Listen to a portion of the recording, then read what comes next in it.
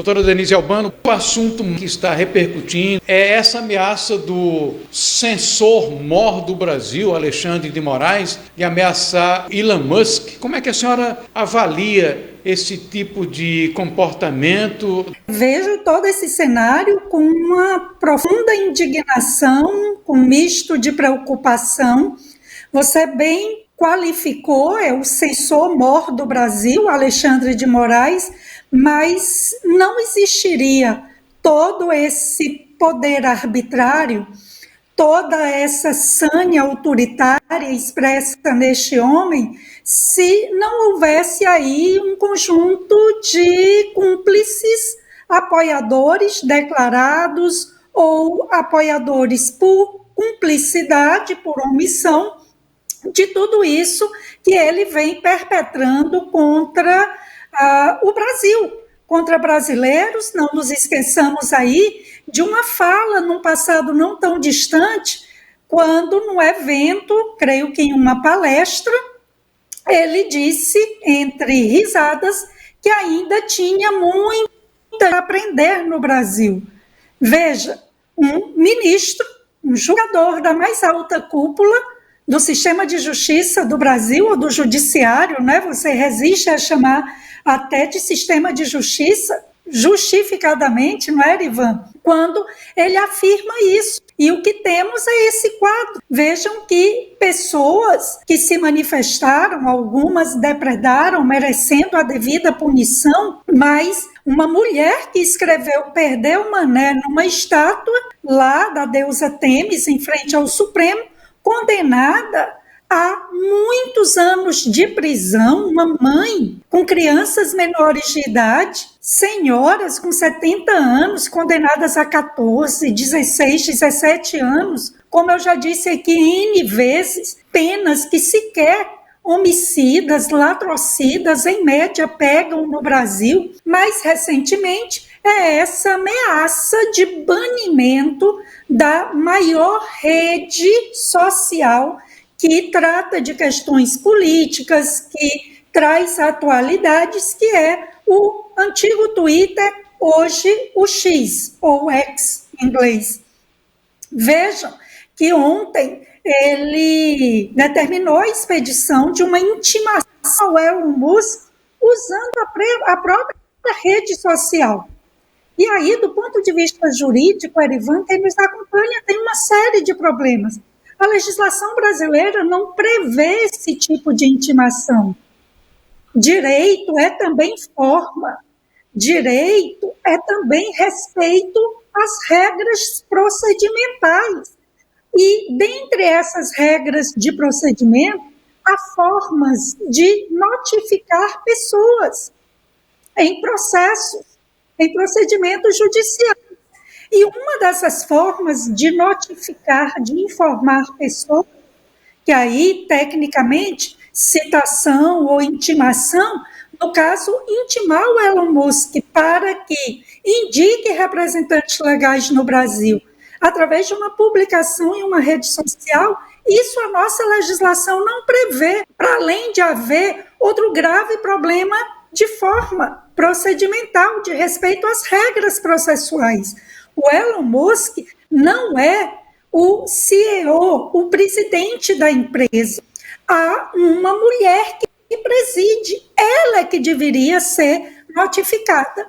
E aí, Arivan, é triste quando a gente acompanha gente do direito defendendo essa arbitrariedade, quando se sabe que não há representantes do X no Brasil, porque o Elon Musk tomou a decisão de retirar a sua direção aqui no Brasil, porque os diretores do X aqui no Brasil vinham sendo assediados para violar a lei brasileira, para desrespeitar a Constituição, e estavam sofrendo ameaças de prisões ilegais.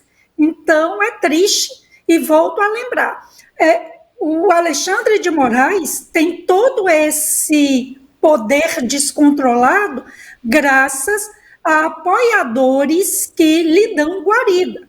E é lamentável dizer que, dentre esses, a jurista, nome que sequer abrem a boca, com honrosas exceções, como André Marsiglia, a ex-juíza Ludmila Lins Grillo, que ousam exatamente apontar essa série de ilegalidades que vem sendo praticadas por esse ministro.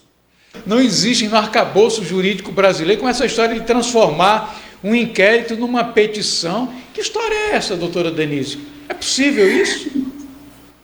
Pois é, eu dizia numa participação anterior que a situação dele é absolutamente insustentável. Ele volta a cometer, ou segue cometendo aí irregularidades que eu vejo como sinais, para mim, muito fortes de um certo descontrole. Ele percebe que está literalmente nas cordas, acuado, e ainda tenta demonstrar alguma força.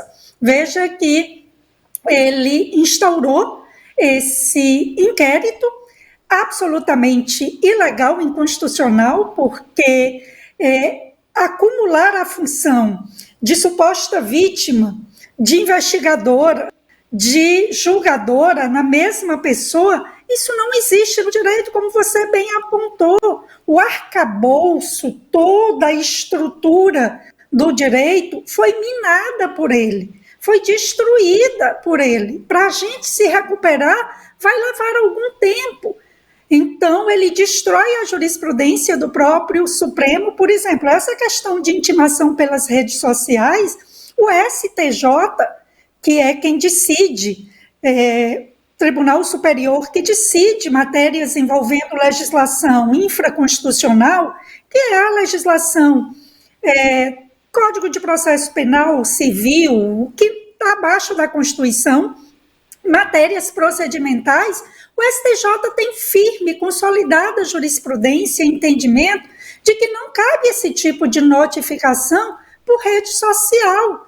Então, ele vem implodindo o direito, legislação no Brasil, respeito à Constituição, respeito às leis, ele absolutamente ignora, atropela a própria jurisprudência dos tribunais superiores também, e o que temos é essa situação.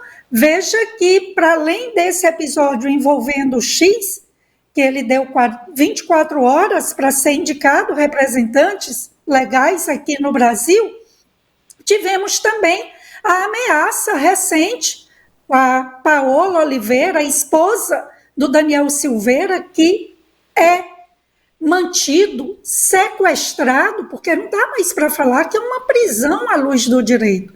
Ele está sequestrado por esse sistema.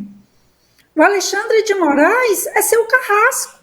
E agora se volta contra a esposa do Daniel Silveira, ela que também é advogada, sob ameaça de prisão se ela não entregar o passaporte.